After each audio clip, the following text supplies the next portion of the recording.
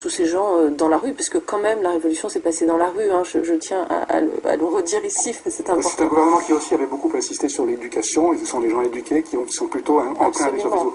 À ma question de savoir pourquoi et comment pourquoi le gouvernement n'a pas réagi plus fort.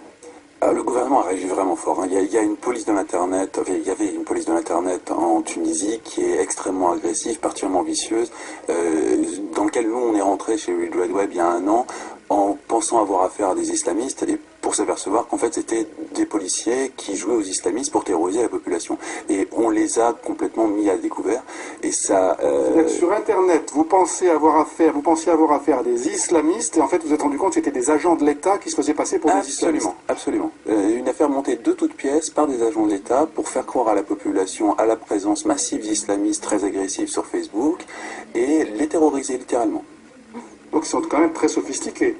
Il y a des techniques de community management, comme on dit chez les professionnels, qui sont stupéfiantes, parce que c'est vraiment au niveau d'un pays tout entier. Hein. Il s'agit de terroriser 1,5-1,6 millions de Tunisiens, c'est pas rien.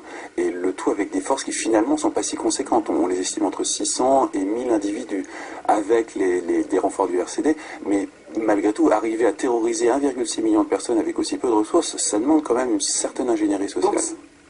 Donc ça c'est la manipulation, mais est-ce qu'il y a des moyens techniques de baisser les débits, de fermer, d'interdire? Il y a des moyens techniques de baisser les débits, de trier ce qui passe dans les tuyaux, très sophistiqués. Il faudra remonter aux complicités parce que c'est certainement pas des moyens techniques que les Tunisiens ont développés par eux-mêmes. Ils ont eu des complicités de la part de grands noms de la technologie, de la même façon que en son temps IBM